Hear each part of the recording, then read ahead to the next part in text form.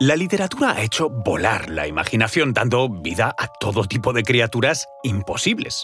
La quimera, por ejemplo, un monstruo con cabeza de león. El centauro, mitad caballo, mitad hombre. O Aracne, mitad mujer y mitad araña. Es cierto que la imaginación puede ser fantástica, pero la realidad y la ciencia superan muchas veces a la mejor ficción.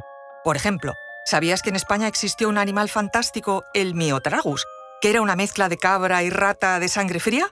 Os contamos esto y mucho más a continuación.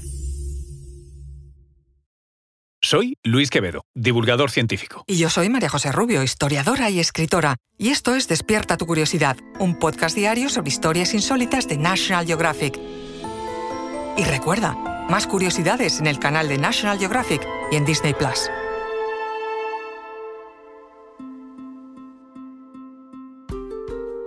Hubo una época donde una cabra, ahora extinta, habitó varias islas mediterráneas, lo que hoy llamamos Mallorca, Menorca, Cabrera y Dragonera. Sobrevivió durante millones de años gracias a reducir su tamaño y convertirse en un animal de sangre fría, algo absolutamente insólito y nunca antes descubierto en mamíferos. Extinta hace 5.000 años. Nos referimos a la cabra Miotragus balearicus, en griego cabra rata de las Baleares, una especie extinta de mamífero artiodáctilo, siempre descrita como una extraña cabra, pero que contaba con un estrecho parentesco con las ovejas. En un reciente artículo de investigación, se reveló que esta cabra sobrevivió gracias a un ajuste de su tasa de crecimiento y su metabolismo, algo que sin duda ayudó a que se adaptase a los alimentos pobremente disponibles, transformándose en el equivalente metabólico de reptiles de sangre fría. Los paleontólogos que estudian los huesos fosilizados de Miotragus los compararon con los huesos de reptiles que habitaron en la misma región, y al mismo tiempo aparecieron multitud de similitudes. Por ejemplo, los huesos de animales de sangre caliente muestran un crecimiento rápido y continuado, mientras que los de animales de sangre fría tienen líneas de crecimiento paralelas que muestran un crecimiento interrumpido, que corresponde a los ciclos de crecimiento como los árboles. Es decir, mientras que los animales de sangre caliente, como las cabras domésticas, necesitan alimentarse de forma continua para favorecer su crecimiento, en el Miotragus no es así.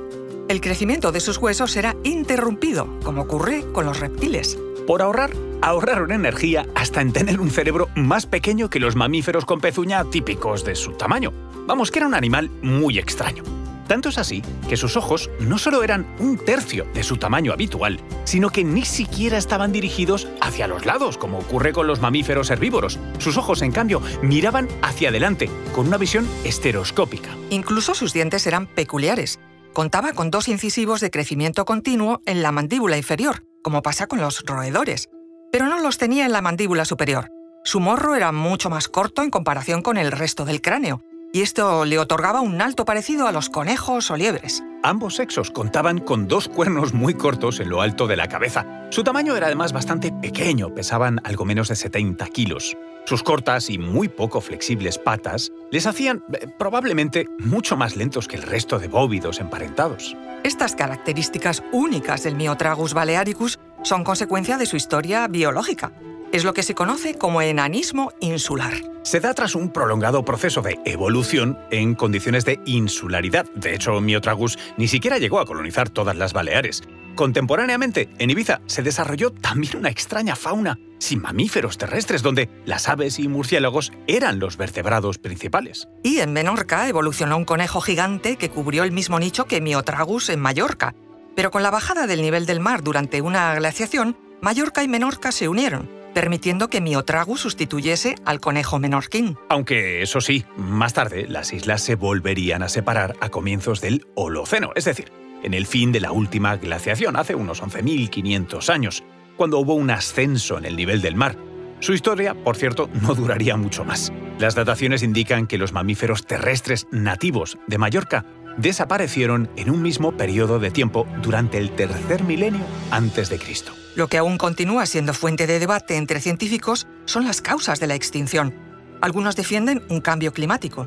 Otros son partidarios de que fueron exterminados por los primeros pobladores humanos de las Islas Baleares. Las pruebas son poco concluyentes y disparan en ambos sentidos, por lo que es un tema aún sin resolver. Es importante por eso recalcar que la presencia humana se data con anterioridad al 3000 a.C.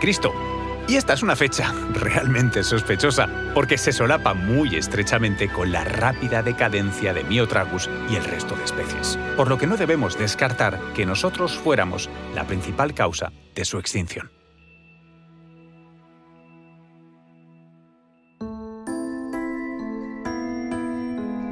Recuerda que Despierta tu Curiosidad es un podcast diario sobre historias insólitas de National Geographic. Disfruta de más curiosidades en el canal de National Geographic y en Disney+. Ah, y no olvides suscribirte al podcast si has disfrutado con nuestras historias.